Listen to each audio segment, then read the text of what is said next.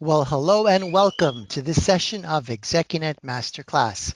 I'm your host, as always, Tony Vlahos, and my guest this hour is Executive Health Coach Elizabeth Sherman. Today, Elizabeth is going to talk to you about how to stay fit during your job search through some sustainable skills and habits in the areas of eating, moving, stress, and sleep management. Really important stuff and part of our daily commitment here at ExecuNet to connect you with trusted advisors like Elizabeth who can help you create the transformative results you want in your career, the world of work, and in your everyday life. So let's begin at the beginning with a few housekeeping things that will make your experience today all the more enjoyable and valuable. First, by now you should have received the PowerPoint deck for today's session. Many of you are nodding. Yes, I can tell. That's great. If you're sure you have not, fear not. You can get the slides in PDF straight from the screen in front of you. Just look under the handout section on your right. And if you have any trouble, of course, chat to us and my remarkable colleague Tom will help you out. Second, do not be shy. If you'd like to ask Elizabeth questions, and I certainly encourage you to do that, you can chat those in and I'll do my best to relay as many as possible to her before the end of the session. Lastly, very important, please complete your evaluation before you go.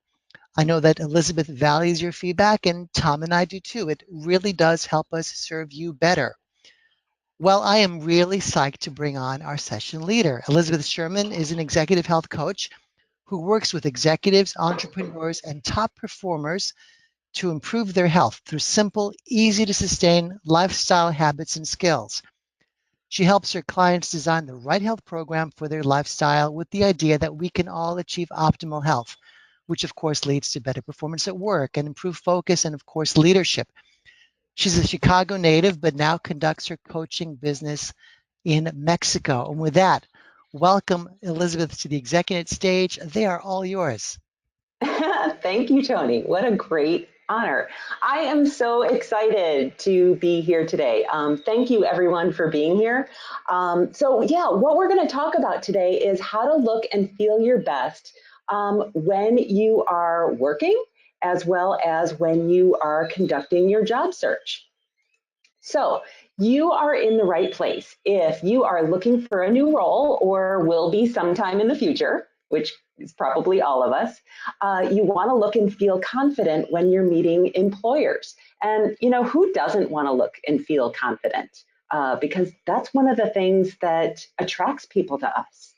And you're probably in the right place if you're like most of us and self-care hasn't been your priority in the past. And as we get older, we start to feel, the universe knocking on our shoulder saying, hey, you need to start paying attention. Or you just have a desire to make a change for the better. So if you're here, you've probably signed up for this training because you're looking for a change. And, you're probably, if you're actively looking for a new job or a new role, you're probably realizing that searching for a new job is pretty stressful.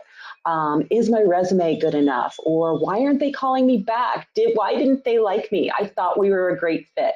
And, then there's all of this anxiety around, I'm never going to find another job. Or if I do, it's not going to be what I want. So there's tons of anxiety and stress that go along with searching out for a new job. And so hopefully within this presentation, I will help you, combat some of that and give you some strategies that you can take that will automatically make this at least easier and less stressful. Because there's so much anxiety and stress in not knowing. So, I know that, even though I am an entrepreneur, I did start out in, the corporate world, and I was a vice president of sales. And, I've been through the job process, and it's one thing to actually go through it. But the part that's really stressful is the not knowing. So here's what we're going to learn today. So what diffuse thinking is and how it can profoundly impact your job search, your career, and your life as a whole. how your health habits, your sleep, stress, eating, and movement, those are the things that we're dealing with here, can actually improve your creativity and confidence during your search. Why self-care isn't just for women. I think that self-care, that term, has such a, I don't want to say a negative connotation, but it has a PR problem. And so it's not just for women. And how I define it and why it's so much more than getting massages or manicures, pedicures, facials, and things like that. And then the signals that will tell you that you need to practice stress management. I think that none of us really realize until we really blow our top how much under stress we are. And so I'm also going to teach you 3 different techniques to help reduce anxiety. So if you stay to the end of the presentation, I do have a special gift for you. But one request for you.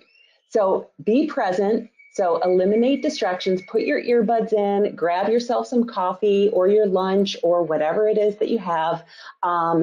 Settle in. Please do ask any questions that you have. And then also, I would love for you to keep an open mind. And here's why. Because so often when we hear stuff, we automatically go to this place of, well, I already know that, or I've already heard that. And so what we really want to do is we really want to look at the information that I'm presenting today with an open mind and ask yourself, instead of I already know that, or I've already heard that, or I'm already doing that, ask, how can I apply this to my position? How can I use this in a different creative sort of way? Okay, so that's my request for you. Now, Tony did a great job introducing me, but let me introduce myself. So again, I'm Elizabeth Sherman. I'm an executive health coach. I've been coaching folks for over 12 years now. I've helped hundreds of top performers, executives, leaders transform the way that they feel. I have multiple certifications in personal training, nutrition, habit change, and health coaching. And what I do in my practice is I focus on habits and skills, specifically in the areas of eating, moving, or exercise, stress management, sleep management, and then the most important thing is the way that we think about all of those things. And so what I do with my clients is I help them to create easy to do, sustainable tasks that add up over time, because it's not just about going and exercising once or eating one vegetable. We have to do these things on a daily basis. Or I don't know if any of you have read The 7 Habits of Highly Effective People, but the 7th habit in that book that Stephen Covey talks about is sharpen the saw. And he talks all about our health in that chapter. So when people see me, when people meet me, they think that I've always been this way, that I was probably a jock when I was in high school and that I did some sort of stuff, some athletics in college as well. But to be completely honest, I was absolutely unhealthy up until probably my mid-30s. So I used to be a VP for a software company. I did tons of travel. I was traveling every single week. I was eating out. I had disrupted sleep. My exercise was irregular. In fact, I didn't even start exercising until I was after 30, and I was completely stressed out. And what happened was that I moved from Chicago to Austin, Texas to be with my husband. And during that process, my mom actually passed away from breast cancer. And that was my wake up call to start paying attention to my health. I knew just from watching her and reflecting back on how she had led her life and how she thought about her body and food and exercise, that I was destined for the same path if I did the same things. And so that was really my wake-up call again, to start paying attention to my own health, to start getting my eating in order, to start exercising, and really to get my weight under order, because I was quite honestly overweight. And so it's been quite a journey. But, even though I'm an entrepreneur, I am no stranger to stress, anxiety, and wondering what the future will hold. So, after doing this for 12 years, for being a health coach, I've discovered that it's all connected. We see so many people, we just had New Year's, and there are so many people who are like, I'm going to get healthy this year, so I'm going to start the Whole30, or I'm going to start keto or intermittent fasting, or I'm going to start going to the gym. And what I've really realized is that it's all connected, our body and our mind. And so we really can't separate those two things. Everything that we do to our body affects our minds, the way we think, how we process information, our motivation, and our productivity, our thinking, our focus, as well as our leadership. And the way that we think about our body will also influence, as well as how we think about our environment around us, can make us feel sick. And I don't know about any of you, but if you've been under a lot of stress, you know that the way that we think about our circumstances will definitely give you a pit in the middle of your stomach, or will make you feel a certain way. So it's all connected. Our body influences our mind, and our mind influences our body. Self-care, as I said before, is not just about pampering, but rather I like to think of self-care as paying attention to our future self. Okay, and I'll talk about that a little bit more. And then when we take care of ourselves, it shows, and people want to be around us. So I'd like you to contemplate for the entire part of this presentation of be the person that you would like to meet. Or in this case, be the person that you would like to hire. Okay, so I'd like you to take a moment and think about the people, mentors, bosses, employees that you've had over the year and who you've admired, and what some of the characteristics are that you've admired about those people. And I would love to see those in the chat box. Can you do that? Type them in the chat box.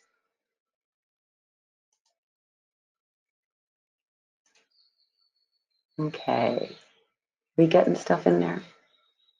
All right. And so how this information has impacted my clients' lives is that it's given them great confidence. It's amazing to me when I see a client for the first time and he or she starts exercising or starts eating well. Their confidence goes through the roof. It's like they're a different person 6 months later.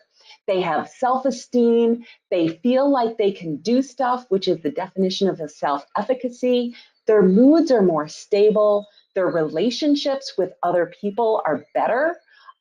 They have more energy, more sustained energy. I mean, who doesn't want that? And then also greater productivity. And then also, I don't know if you've ever noticed this, but when someone walks into the room and they exercise or they take care of themselves, you can tell. And so companies want people who take care of themselves. Think about, if you've ever been in a hiring position, which I'm sure all of you have been, and you meet someone who takes care of themselves versus a candidate who doesn't really take care of themselves. You want to hire someone who is really who feels good about themselves. Okay? So you really have higher earning potential when you start taking care of yourself and practice good self-care. So the truth is that we all know what to do, right? We know that we should be exercising. We know that we should be eating vegetables. We know that we should be eating protein, drinking water, walking, staying active, and getting our vitamins in, right? And there's no absence of information about this. And so what I'd like you to imagine, though, is walking out of an interview and feeling just confident. And not just confident, But, if the interview wasn't something that you want, that it's okay, that was still a meaningful, process, that, it wasn't a waste of time. Or that if it's something wrong with you, if you didn't get the position and you did want it, okay? So just imagine having this confidence of, yeah, this is all okay. Imagine going to bed at night feeling tired but productive. So often we go to bed and we're wired but we're not tired because we've been busy thinking about stuff, but our body hasn't been exercised. So, we really want, when we put our heads down on the pillow, to feel tired, both body and mind. And imagine sleeping through the night and not having to wake up at 2 o'clock in the morning, staring at the ceiling with all of these thoughts going through your brain, wondering what's the next step? Where am I going to get my next lead from? How would that feel for you to go to bed and sleep through the night and wake up knowing that it's all going to be okay? Imagine feeling confident in all of your interpersonal and networking relationships, feeling calm and centered all day long, and being happy, or not feeling like you're constantly out of sorts. So these are the types of things that self-care can do for us. So we talk about the brain-body connection, and we tend to think about our brain and body being separate, but research continually proves that there is a huge connection between our bodies and our brain. And hopefully I'll be able to make that connection for you in the next few slides. But the brain is inside our body. And we keep learning about how powerful the brain is and how important our mindset is. And that is so important when it comes to finding a new job. Okay. We are also in complete control of our thoughts and behaviors. So we know that there's a link between stress and heart disease, heart attacks. We know that. We know that excess body fat around the belly can be caused by stress, even though stress doesn't have any calories. And yet when we want to lose weight, the first thing that we do is we change our diet or we change our exercise. But oftentimes what I found with my clients is that when they come to me, we start by changing their sleep or the way that they look at their stress management. Okay. We also know that stress will lead to depression, anxiety. It can also cause autoimmune flare-ups, as well as adrenal fatigue if stress is sustained for a really long period of time. And we definitely want some stress. So some stress is good, right? Because if we didn't have stress, then we probably wouldn't get up every morning to start looking for a new job. So we want some stress in our life, but some goes a long way. And so we have these 4 lifestyle habits, okay? And then mindset is another one. So I'm going to show you how these are all connected, okay? So again, I work with clients in the areas of stress, sleep management, eating, moving, and how we think about those things. So these aspects of our health are all connected and they will all influence one another. Okay, so an example, I'm just going to throw out some examples here of how these things are connected. So, for example, eating, okay, the foods that we choose, those can actually cause us to have stress later on. They will also, if we eat too close to bedtime, it can also disrupt our sleep.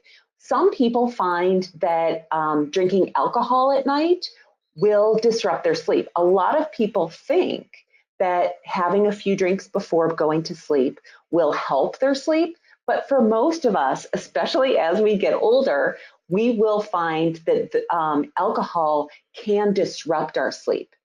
Eating will also, influence how motivated we are to get out and move. So if we eat things that are really dense in calories but low in nutritional value, we probably aren't going to feel like moving very much. And moving will definitely influence the way that we handle our stress as well as how we sleep. So I mentioned that wired but tired thing, and that's generally happens when we don't move enough during the day and our body isn't tired, but our brains are. Okay, so those are just some of the ways that these are connected. But then we also have our mindset, how we think about our bodies, the habits, and then the world around us. So if you're someone who doesn't really value, your sleep, you probably will notice that it will influence your stress management, because a couple nights of not sleeping very well will automatically make you a little bit more irritable, and it will also make you not want to move very much. And a couple nights of not sleeping very well, and this is a fact, will automatically give you those 3 o'clock munchies, whatever those are for you. Who can relate to that? Okay, so what happens when we get stressed? This is, a good example of what can happen. So when stress happens, we typically have poor sleep, okay, because we're stressed out, we have anxiety. And then what will happen is we get those mid-afternoon energy cravings, okay? So that's when we find ourselves rummaging through the pantry, and then we probably are going to make poor food choices. So when we sleep poorly, our bodies do not create energy. The cells in our body aren't efficient at creating energy. And our brains know that the easiest thing for us to do when it needs energy is to go out and look for starchy carbohydrates. And so what happens is we make poor food choices, okay? When we don't feel like, when we make poor food choices, then we don't feel like we can take time to exercise. We end up wired but tired, as I said before. And then after dinner, we have after dinner wine or treats, eating ice cream or chips or something like that.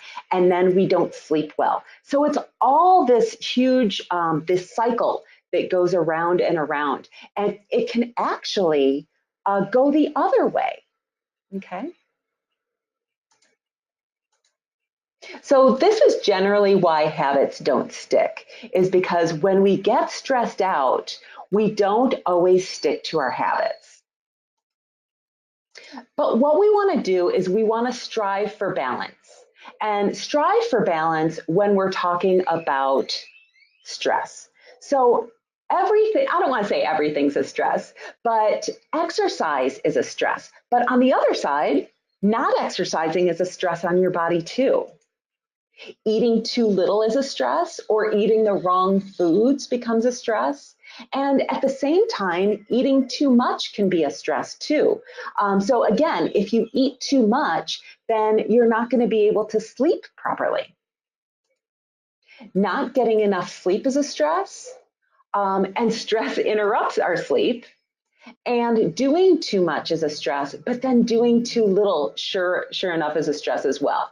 So we really need to strive for balance, having some stress, but not having too much. And of course, the way we think about our stress is also really super important.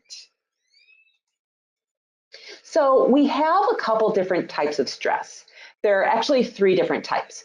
There's acute stress, there's episodic acute stress, and then chronic stress. So acute stress are things like anxiety or irritability, you know, hitting traffic or having a problem at work, headaches, stomachs, bothering you, things like that. But episodic acute stress is something that we really don't talk about. And so episodic acute stress is basically stress that I don't want to say that we put on ourselves, but it could be worrying about things or those people who are always busy. And so episodic acute stress is something that we can actually control. Chronic stress is something that we may or may not be able to control. So chronic stress could be a chronic illness, family problems, trouble at home, or being in a job position that is just not healthy for us. Okay, so I think it's important to look at the types of stress that we're under and then ask ourselves, is there something that I can do about that? Okay, so things that signal that you should slow down. Okay, and one of them is anxiety. Now, I didn't realize that I had anxiety until I learned how anxiety felt in my body. And it was actually really kind of interesting. I used to be a huge procrastinator, and I was listening to this podcast, and the author was talking about how procrastination is generally happening because we are avoiding something or we have anxiety about the situation. And just knowing that really allowed me to tune in to, why am I procrastinating about these things? And once I realized what I was having anxiety about, I was able to check in with my body and realize what anxiety felt like. So you may have anxiety or not know what that feels like. So sometimes it's sweaty palms, sometimes it's rapid heartbeat, sometimes it feels like there's something on your chest. And what I've learned is how close anxiety and excitement feel. Now, anxiety happens when we're thinking about the future. We really cannot have anxiety about something that's happening to us right now or something that happened in the past. And so how anxiety and excitement are very similar is that they, for me, have the same feeling, but anxiety has this worry or fear associated with it as well. And so, I could do a whole presentation on anxiety, procrastination, fear, and resistance. And I've done presentations about those, but I want to just leave that there for right now. So mood swings are something also that might tell you that you need to slow down and check whether you need to practice some self-care. Also, rapid heartbeat. So if you notice that your heartbeat is really high, or that you're not taking deep breaths, that could be a signal that you really need to slow down a little bit and take a breath. So we're going to talk about that again in just a second. So let's define self-care. What exactly is it? So again, I think our perception about self-care is that it's pampering, that it's unnecessary, that it's all about massages or facials or pampering things, and it's very feminine. But self-care really is not. Again, I look at self-care as taking care of the future version of myself, the person in 1 month or 1 year. Who do I want that person to have to deal with the effects of my today behaviors? So the reality is, again, that self-care is about not procrastinating, doing what needs to be done today. So again, that you are taking care of that future version of yourself. And also really tuning into what you want and advocating for yourself. And again, it's not exclusive to women. So we're going to go through the 6 steps to your best confidence. Okay. And yeah, so let's go through each of these. Now. All right. So the first thing is to define what you want. So I'd like to go back to that phrase that I mentioned in the beginning of the presentation. Be the person that you would like to meet or hire. Okay. And so all too often we talk about what we don't want and we don't focus on what we do. Now, this step is all about visualization. And now, before you roll your eyes at me, I want you to know that sports teams and athletes use visualization in their training all the time. In fact, Michael Phelps credits visualization in winning his gold medals. He has 3 daily habits, and his 3 daily habits are creating a vision, rehearsing it, and then practicing it. And so what we want to do in this first step is have the vision and rehearse it. So let's talk about that. So in this first step, we really want to set a goal. So you want to skip the details of how you're going to get to that goal. So on topic here, that goal would be to not just get a new job, but get the job that you really desire. And so I really want you in this step to think about what type of company do you want to work for?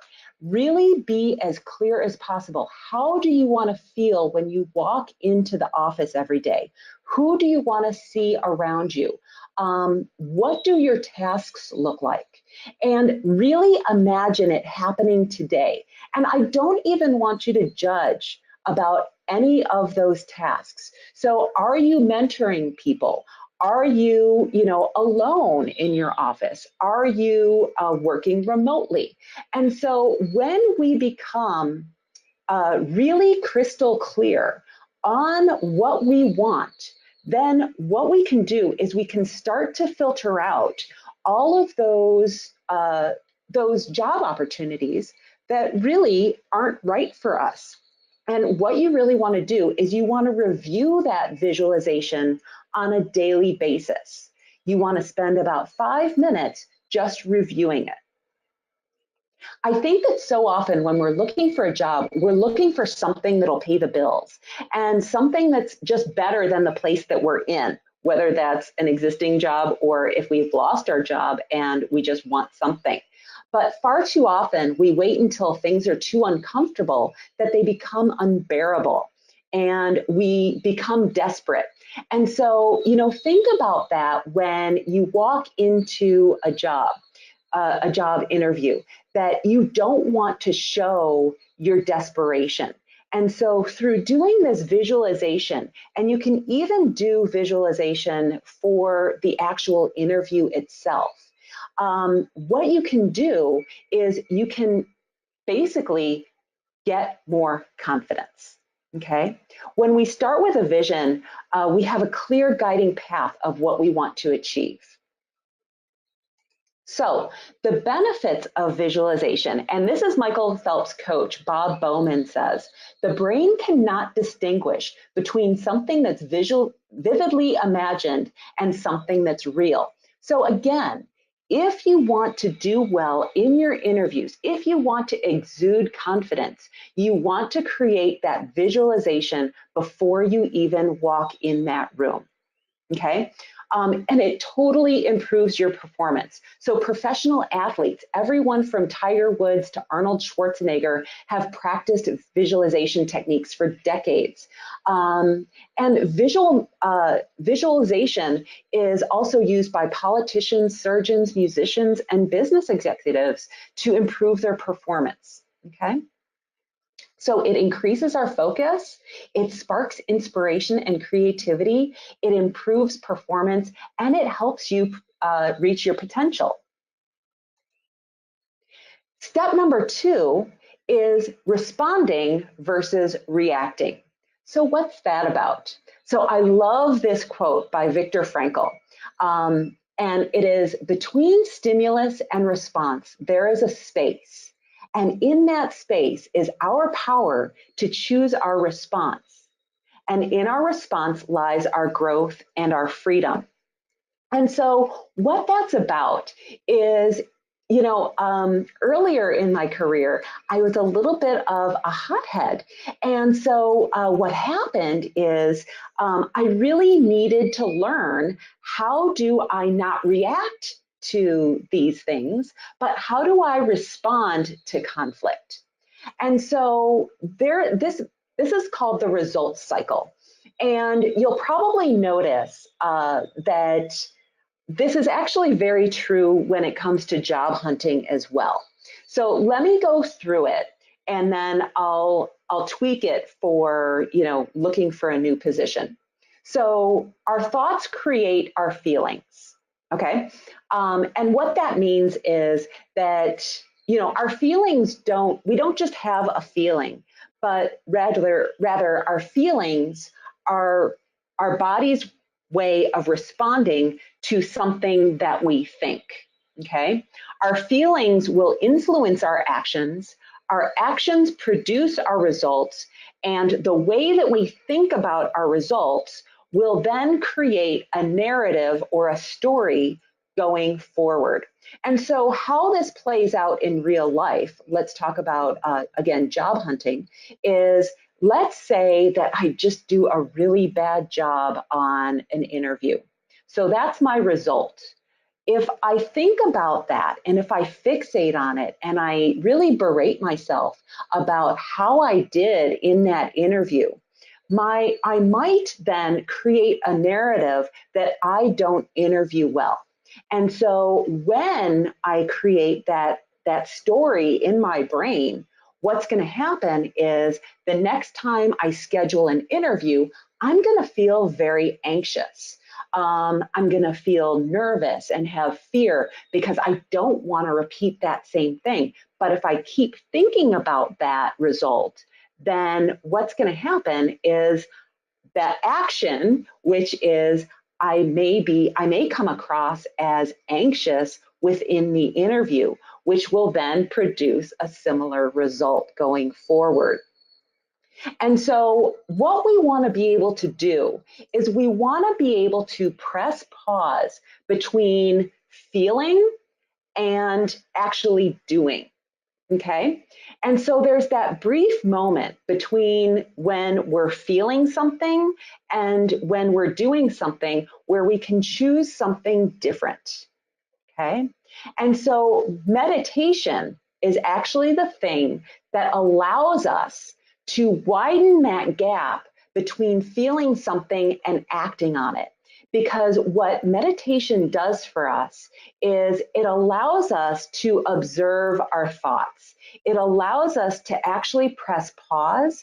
It slows everything down, and it allows us to actually think about, well, is what I'm feeling actually valid or not? Okay. Do I want to be feeling this way? And can I change it? Okay. So common narratives might be, I'm too old. Again, I might be, I'm not good at interviewing, or I'm overqualified. Okay. And so some types of meditation are breath awareness.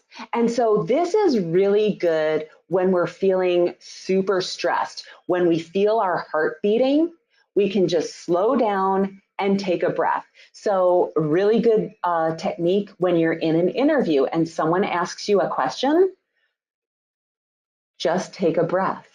Okay. And it slows everything down. Now, if you're having trouble sleeping, there's a technique called progressive relaxation.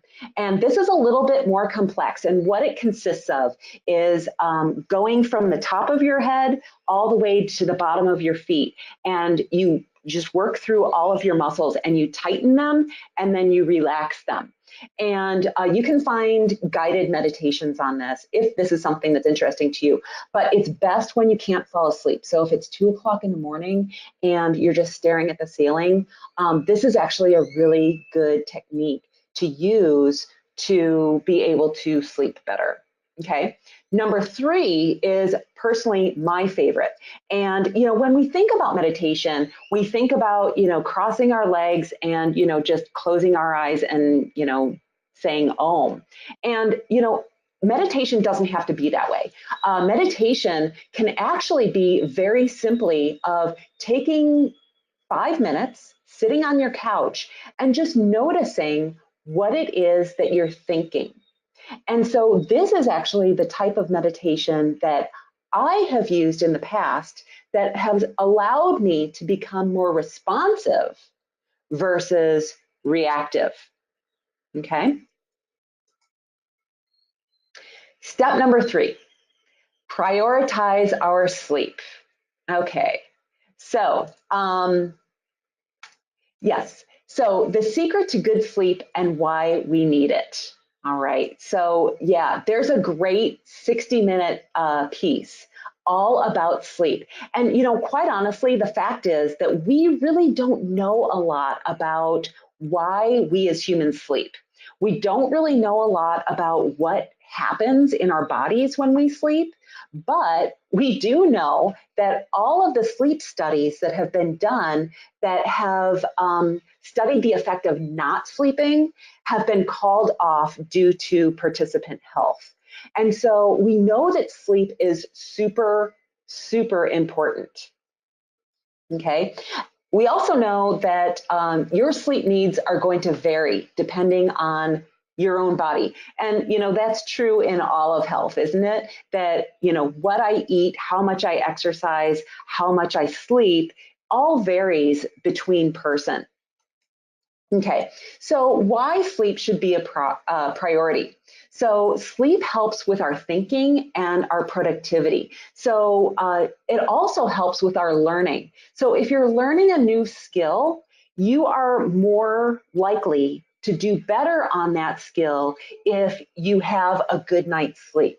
So if you practice something at night and then practice it again in the morning, you will do better on it after a good night's sleep. Okay. After too little sleep, our body doesn't process energy correctly. I mentioned that before, that when we don't sleep well, that we'll often get those 3 o'clock munchies. Okay. When we don't sleep well, we don't have the energy to exercise, and we usually don't make really good decisions.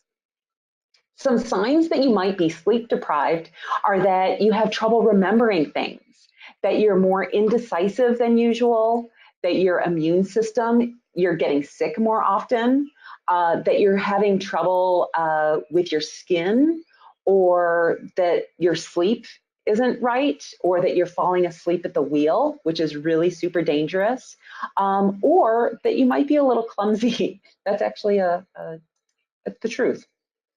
So some long-term effects of lack of sleep. So our health risk factors, so heart disease, heart failure, blood pressure, stroke, and diabetes. Those are all parts of not being able or not having good sleep. Okay. So what influences our ability to sleep? Well, stress. Stress and sleep are a symbiotic relationship. In the middle of the night, we can get monkey mind, we can have anxiety, and eating. So I mentioned that too much food too late, or blood sugar, low blood sugar can cause you to wake up in the middle of the night. Exercising too late, close to bedtime, can also keep you awake, okay? Or your weight. So that's also a symbiotic relationship too. So, people who have sleep apnea will generally be heavier. And so the less you weigh, the less you're likely to have sleep apnea. And then also having better sleep will also reduce your weight because that's a stress. So some steps to get good sleep. First thing is to know your sleep number, the number of hours. And this, I think that sleep is so underrated, but in most of my clients, what we do is we start with sleep. And what we do is we start creating a sleep routine, which is the second bullet from the bottom. So know which foods are influence your quality of sleep. So having caffeine in the day, too much starch or sugar in the day, or alcohol, those can all disrupt your sleep. Again, exercise can have a positive impact on your sleep, but not for everyone and not if it's too close to bedtime. Okay. And then also know how to get yourself back to sleep. I have a number of visualization exercises that I teach my clients on how to get back to sleep if they've woken up in the middle of the night. So step number 4 is eating for health. So I'm not going to spend much time for this, but you all know that you should be drinking water. You should be eating something green every once in a while, avoiding foods that have a label, so highly processed foods, deep fried foods, things like that, and then also eating protein with most meals. And then there are 2 other guidelines that I'd like to add here as well, which is eat slowly and eat just enough.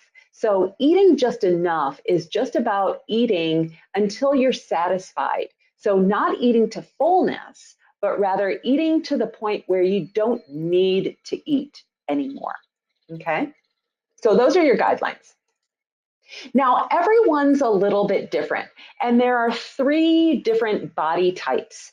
And what we need to eat will be different depending on that. So someone on the right side of the screen, the ectomorph, they generally do well on a vegetarian type of diet, whereas the endomorph, the person on the left or the right side of the screen, is going to do better on like the keto or the high protein, high fat diets. Most of us are somewhere in the middle.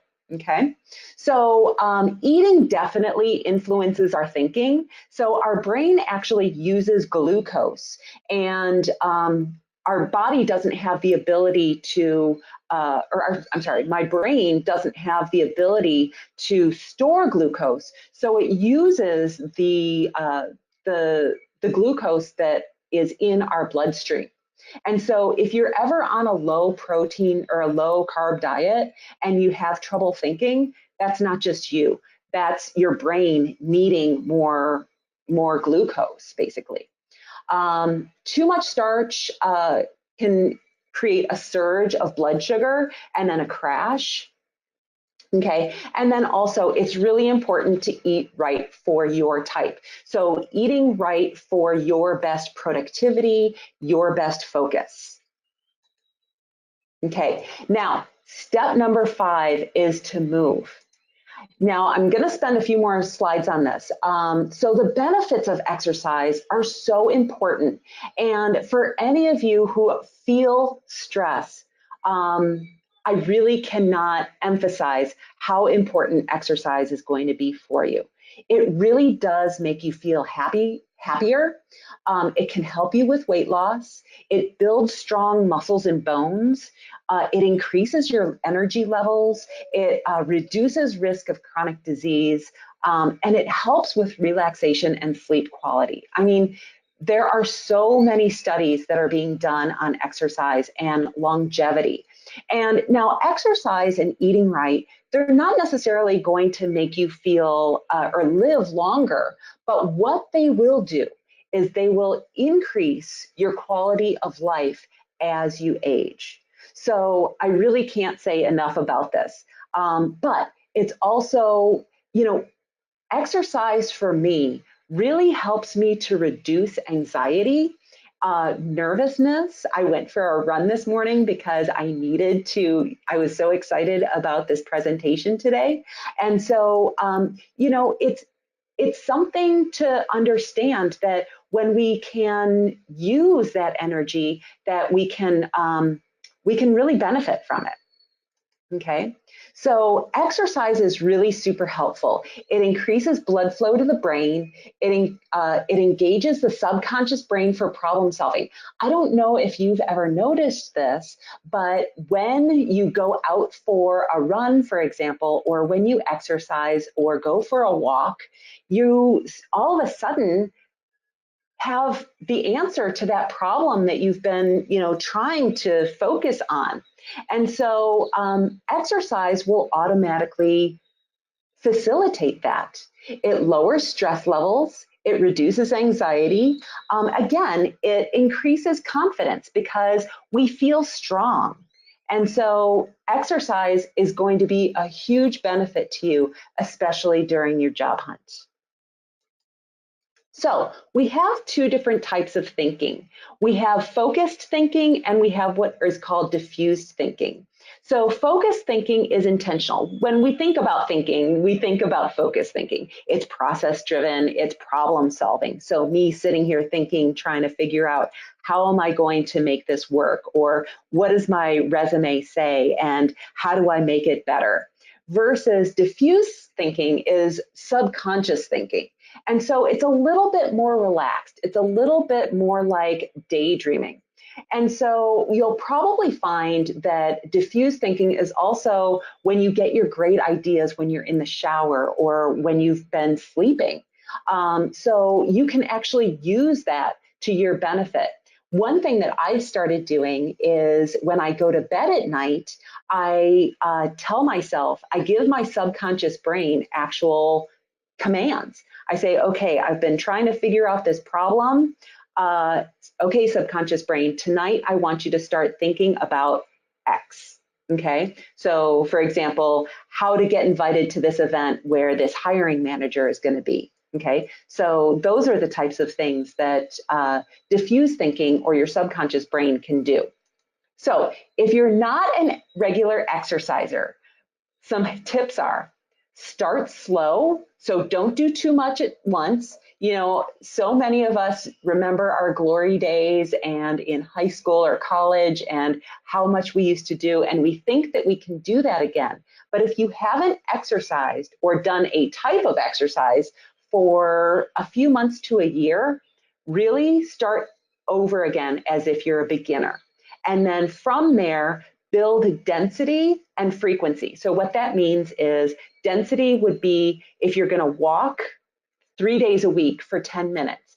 Building density is then adding time. So going from 10 minutes to 15 minutes. And then frequency would be moving from 3 days a week to 4 days a week. And then you can add intensity. So what that means is, again, if you're walking, then maybe you start to run walk. Okay. But the one thing that I can really recommend is walking. Walking is going to be the biggest benefit for relaxing, managing your stress, and really helping your brain to think. All right, my last step is to learn your threshold. So what this means is knowing when to walk away and knowing when to get coffee, knowing when to take a walk. So for so often, I have a task and I want to get it done. But so often it works better if I can take a break, go for a walk, come back to it with refreshed eyes. And when that happens, I know that I'm going to be much more productive. The other thing to know is when are your productive hours within a day? So for me, from 6 to 10 in the morning are my most productive times. And I schedule my work, my tasks around when I'm more productive and when I'm less productive. There's something called the Pomodoro method. And that's when I don't really want to do something. So like, for instance, cold calling, getting on the phone, talking to people. So what I'll do is I'll set the timer for 20 to 30 minutes, sometimes less, and I will say, okay, I only have to do this for 10 minutes if I'm, for instance, procrastinating on it. So then I can take a break and then shift focus to something that I like doing, or doing something completely different, okay? So ultimately, learn to rest and not to quit, because otherwise you will burn yourself out. All right, so Tony, I am going to pass this back over to you. Okay, Elizabeth, thank you very much. We do have some questions, and I want to start first with just the chats that you invited people to make earlier around the question, be the person Yeah. you'd like to be or Yeah. meet higher. And overwhelmingly, people wrote back, I want to be more vibrant and energetic. I want to be positive, focused, and confident. I felt it was important to share that with our audience because they can see themselves and others and also being helped by everything you've shared today. So thank you for that.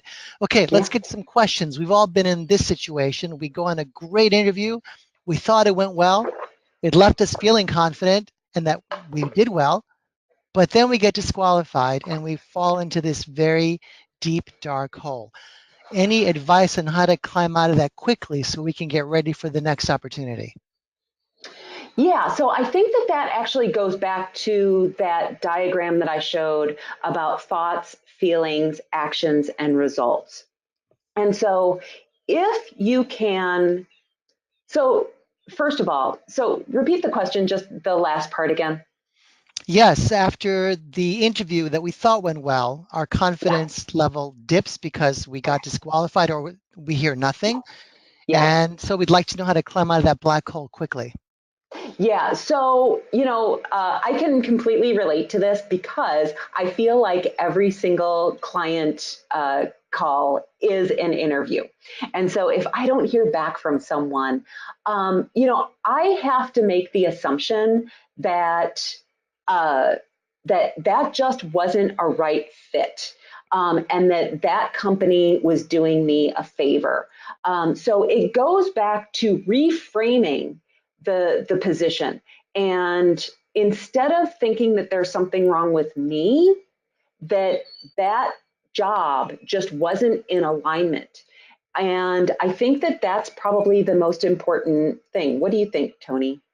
Well, I think that's terrific advice. Let's move on to another question. Very specific question. Our caffeine intake.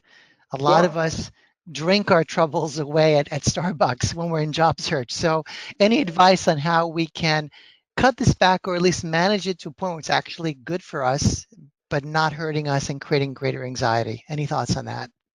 Yeah, that's a really good point that caffeine and anxiety like totally go together. I feel that myself.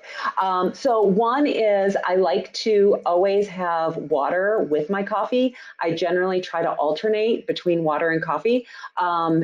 If the question person, the asker, likes decaf, you can do decaf or you can do half calf. But also knowing your limits. So, knowing how many cups of coffee you can have before you start to feel that anxiety. Mhm. I also will use that caffeine in my exercise. So, if I'm feeling anxious, I'll go out for a walk and burn it off. Great advice. We touched on this a bit earlier during your formal presentation, Elizabeth, Yeah. but the importance of relationships and staying in touch with people. I'll share the question that was chatted in. It's difficult to be around someone who's in search of work. Any advice on how to nurture positive relationships and connections with family and friends while you're in job search? Yeah. So, I think that having a community of people who are also in that same position can be really helpful. So, like using the ExecuNet group in LinkedIn, or if there are tons of job search positions or job search groups in Facebook, if you do social media. Also, if you're not opposed to doing therapy, there's an online group or an online service called BetterHelp, and you can get help that way. So I think that talking to someone who's not in your immediate, uh, you know, relationships can definitely be helpful there. And I think you're leaning into another very important point, which is, of course, searching for a job can feel isolating. We're no longer spending entire days with coworkers. When we're unemployed, we begin to feel really abandoned, and we spend most of our days alone unless we move ourselves into a better environment. So thanks for touching on that. I want to ask a question about posture at an interview or at a networking event. We've all heard of the Superman or Supergirl pose. Does it work? Is it something that helps us in our looking and feeling better during search? Absolutely, it does. And not only does it project confidence from you, but it also helps you feel more confident. So it does a double whammy there. Yeah. Right. Now, I want to be sensitive to the time. Elizabeth, did you want to share more about the offer that you had for people who waited to the end? There are many who have. Yes, I would love to. So, yeah, I am offering everyone at ExecuNet who's on this call or listening to it later a look and feel great coaching call. So, in this coaching call, we will together create a crystal clear vision of how you desire to look and feel, uncover the hidden challenges that could be sabotaging your success with your confidence, productivity, and leadership. And then finally, leave the session renewed, re energized, and inspired to finally take those steps to take care of yourself. And so it's exclusive to, again, ExecuNet members. I normally charge for this, but I'm not going to be here. And I'm going to say that it's limited. I don't know how many people are going to take advantage of this. So I don't want to say that it's limited to a certain number of people. But if you respond to me through execunet.com/feel your best, I will respond to every single response. Wonderful. But I may not be able to give everyone the coaching calls. And I think everyone understands. And if everyone really wants this, we could always bring Elizabeth back. Let's wrap it up. Elizabeth, thank you so much for making time and sharing your insight today. Thank you to the hundreds who tuned in. I got to many of your questions, not to all of them. If you'd like to talk to Elizabeth directly, of course, follow the link that you're seeing so you can have your individual questions answered. With that, Elizabeth, any final thoughts before we officially wrap up today's ExecuNet Masterclass session? No, I just thank everyone for being here. And thank you, Tony, for having me. This has been amazing. Thank you. Well, thank you again. I'm getting lots of great chats. Thanking you as well. So we hope we've made a difference, and we look forward to seeing you all at the next ExecuNet Masterclass. Bye for now.